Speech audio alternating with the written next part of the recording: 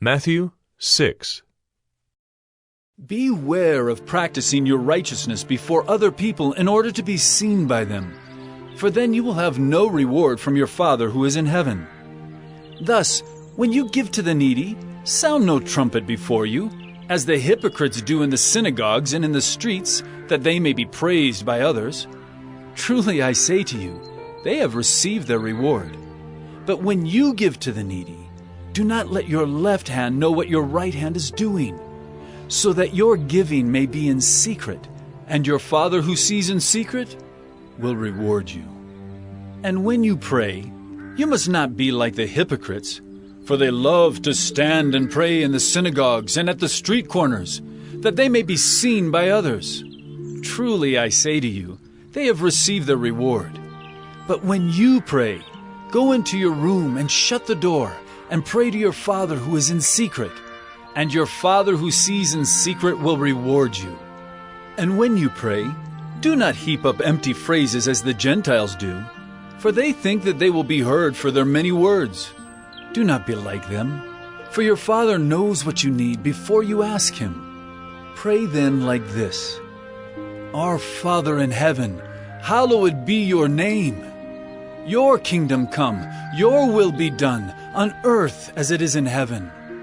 Give us this day our daily bread, and forgive us our debts, as we also have forgiven our debtors. And lead us not into temptation, but deliver us from evil. For if you forgive others their trespasses, your heavenly Father will also forgive you. But if you do not forgive others their trespasses, neither will your Father forgive your trespasses.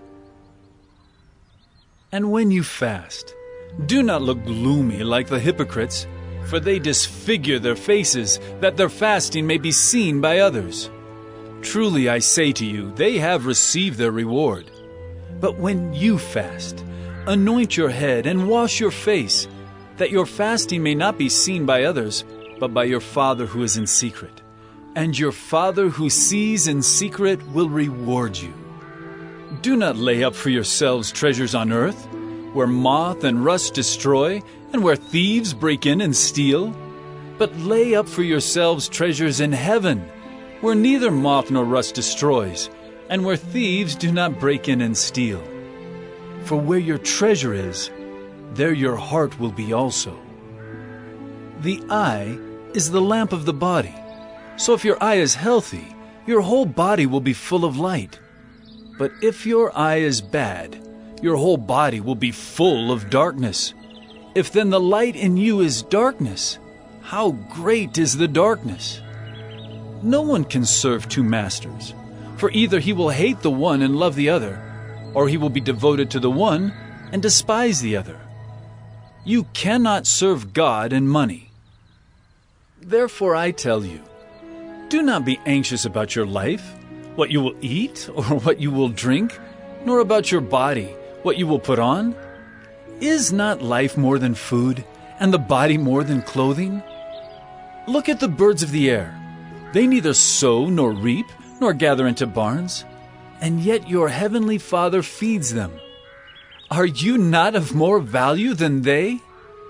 And which of you, by being anxious, can add a single hour to his span of life? And why are you anxious about clothing? Consider the lilies of the field, how they grow. They neither toil nor spin. Yet I tell you, even Solomon in all his glory was not arrayed like one of these. But if God so clothes the grass of the field, which today is alive and tomorrow is thrown into the oven, will he not much more clothe you, O you of little faith? Therefore do not be anxious, saying, What shall we eat? Or what shall we drink?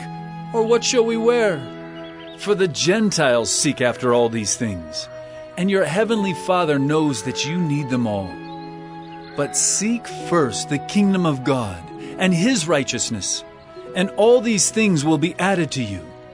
Therefore, do not be anxious about tomorrow, for tomorrow will be anxious for itself. Sufficient for the day is its own trouble. Matthew 7. Judge not, that you be not judged. For with the judgment you pronounce, you will be judged, and with the measure you use, it will be measured to you. Why do you see the speck that is in your brother's eye, but do not notice the log that is in your own eye? Or how can you say to your brother, "Let me take the speck out of your eye," when there is the log in your own eye? You hypocrite! First take the log out of your own eye, and then you will see clearly to take the speck out of your brother's eye. Do not give dogs what is holy, and do not throw your pearls before pigs, lest they trample them underfoot and turn to attack you. Ask, and it will be given to you. Seek, and you will find. Knock, and it will be opened to you. For everyone who asks receives, and the one who seeks finds, and to the one who knocks it will be opened. Or which one of you, if his son asks him for bread, will give him a stone? Or if he asks for a fish, will give him a serpent? If you then, who are evil, know how to give good gifts to your children, how much more will your Father who is in heaven give good things to those who ask him? So whatever you wish that others would do to you, do also to them, for this is the law and the prophets. Enter by the narrow gate. For the gate is wide and the way is easy that leads to destruction, and those who enter by it are many.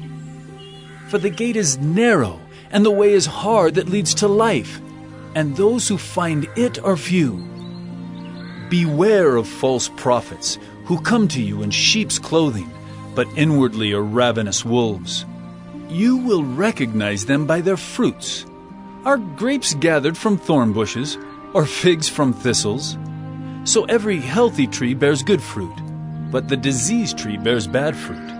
A healthy tree cannot bear bad fruit, nor can a diseased tree bear good fruit.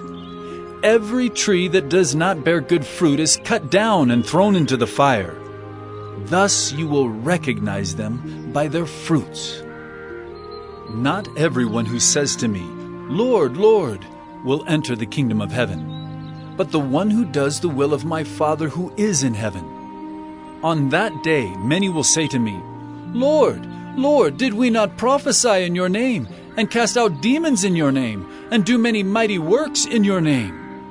And then will I declare to them, "I never knew you. Depart from me, you workers of lawlessness."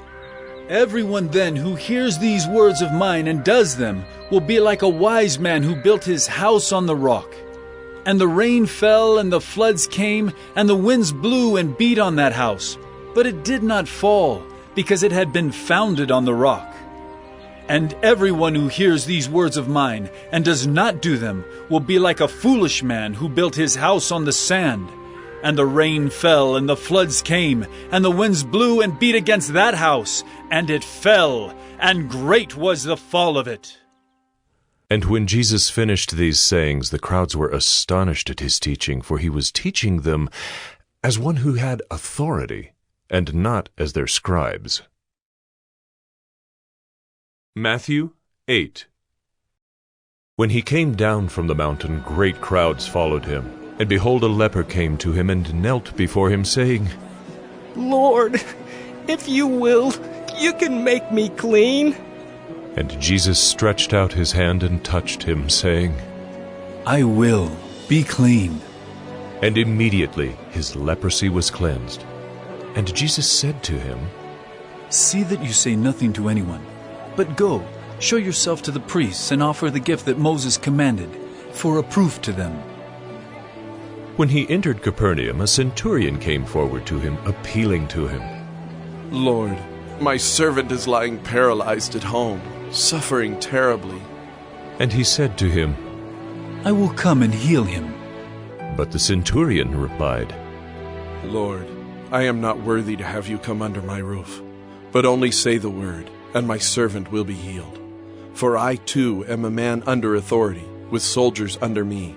And I say to one, 'Go,' and he goes, and to another, 'Come,' and he comes, and to my servant, 'Do this,' and he does it." When Jesus heard this, he marveled and said to those who followed him, Truly, I tell you, with no one in Israel have I found such faith. I tell you, many will come from east and west and recline at table with Abraham, Isaac, and Jacob in the kingdom of heaven, while the sons of the kingdom will be thrown into the outer darkness. In that place there will be weeping and gnashing of teeth. And to the centurion Jesus said, Go, let it be done for you as you have believed. And the servant was healed at that very moment. And when Jesus entered Peter's house, he saw his mother-in-law lying sick with a fever. He touched her hand, and the fever left her, and she rose and began to serve him. That evening they brought to him many who were oppressed by demons, and he cast out the spirits with a word, and healed all who were sick. This was to fulfill what was spoken by the prophet Isaiah. He took our illnesses and bore our diseases. Now when Jesus saw a crowd around him, he gave orders to go over to the other side. And a scribe came up and said to him, Teacher, I will follow you wherever you go. And Jesus said to him, Foxes have holes, and birds of the air have nests, but the Son of Man has nowhere to lay his head. Another of the disciples said to him, Lord, let me first go and bury my father. And Jesus said to him, Follow me, and leave the dead to bury their own dead. And when he got into the boat, his disciples followed him. And behold, there arose a great storm on the sea, so that the boat was being swamped by the waves. But he was asleep. And they went and woke him, saying, Save us, Lord! We are perishing! And he said to them, Why are you afraid, O you of little faith? Then he rose and rebuked the winds and the sea. And there was a great calm.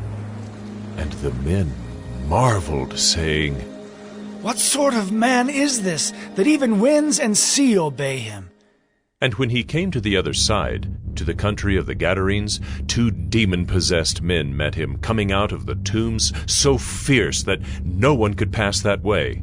And behold, they cried out, What have you to do with us, O Son of God? Have you come here to torment us before the time? Now a herd of many pigs was feeding at some distance from them, and the demons begged him, saying, If you cast us out, send us away into the herd of pigs. And he said to them, Go. So they came out and went into the pigs, and behold, the whole herd rushed down the steep bank into the sea and drowned in the waters. The herdsmen fled, and going into the city they told everything, especially what had happened to the demon-possessed men. And behold, all the city came out to meet Jesus, and when they saw him, they begged him to leave their region. Matthew 9. And getting into a boat, he crossed over, and came to his own city. And behold, some people brought to him a paralytic lying on a bed.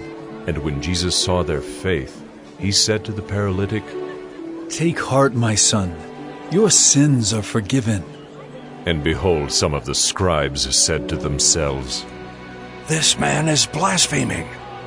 But Jesus, knowing their thoughts, said, Why do you think evil in your hearts? For which is easier to say, Your sins are forgiven, or to say, Rise and walk? But that you may know that the Son of Man has authority on earth to forgive sins. He then said to the paralytic, Rise, pick up your bed, and go home. And he rose and went home. When the crowd saw it, they were afraid, and they glorified God who had given such authority to men. As Jesus passed on from there, he saw a man called Matthew sitting at the tax booth. And he said to him, Follow me. And he rose and followed him. And as Jesus reclined at table in the house, behold, many tax collectors and sinners came and were reclining with Jesus and his disciples. And when the Pharisees saw this, they said to his disciples, Why does your teacher eat with tax collectors and sinners? But when he heard it, he said, Those who are well have no need of a physician, but those who are sick.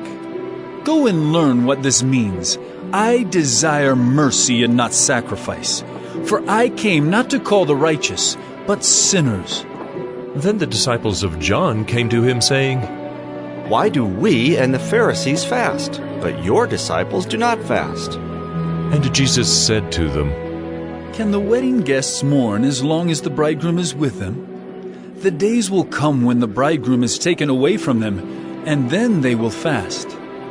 No one puts a piece of unshrunk cloth on an old garment, for the patch tears away from the garment, and a worse tear is made.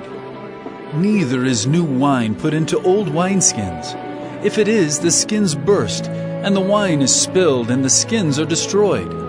But new wine is put into fresh wineskins, and so both are preserved.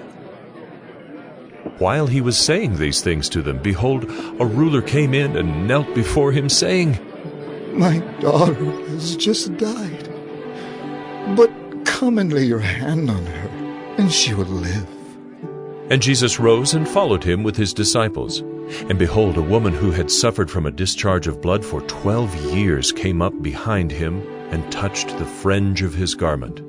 For she said to herself, "If I only touch his garment, I will be made well." Jesus turned, and seeing her, he said, Take heart, daughter. Your faith has made you well. And instantly the woman was made well. And when Jesus came to the ruler's house and saw the flute players and the crowd making a commotion, he said, Go away, for the girl is not dead, but sleeping. And they laughed at him. But when the crowd had been put outside, he went in and took her by the hand, and the girl arose. And the report of this went through all that district. And as Jesus passed on from there, 2 blind men followed him, crying aloud, "Have mercy on us, Son of David!" When he entered the house, the blind men came to him. And Jesus said to them, Do you believe that I am able to do this? They said to him, "Yes, Lord." Then he touched their eyes, saying, According to your faith be it done to you. And their eyes were opened. And Jesus sternly warned them. See that no one knows about it. But they went away and spread his fame through all that district. As they were going away, behold, a demon-oppressed man who was mute was brought to him. And when the demon had been cast out, the mute man spoke, and the crowds marveled, saying, Never was anything like this seen in Israel. But the Pharisees said, He casts out demons by the prince of demons. And Jesus went throughout all the cities and villages, teaching in their synagogues and proclaiming the gospel of the kingdom, and healing every disease and every affliction. When he saw the crowds, he had compassion for them, because they were harassed and helpless, like sheep without a shepherd. Then he said to his disciples, The harvest is plentiful, but the laborers are few. Therefore pray earnestly to the Lord of the harvest to send out laborers into his harvest. Matthew 10. And he called to him his 12 disciples, and gave them authority over unclean spirits to cast them out, and to heal every disease and every affliction. The names of the 12 apostles are these: first, Simon, who is called Peter, and Andrew his brother, James, the son of Zebedee, and John his brother, Philip and Bartholomew, Thomas and Matthew the tax collector, James the son of Alphaeus and Thaddeus, Simon the Cananean, and Judas Iscariot, who betrayed him. These 12 Jesus sent out, instructing them, Go nowhere among the Gentiles, and enter no town of the Samaritans, but go rather to the lost sheep of the house of Israel, and proclaim as you go, saying, The kingdom of heaven is at hand.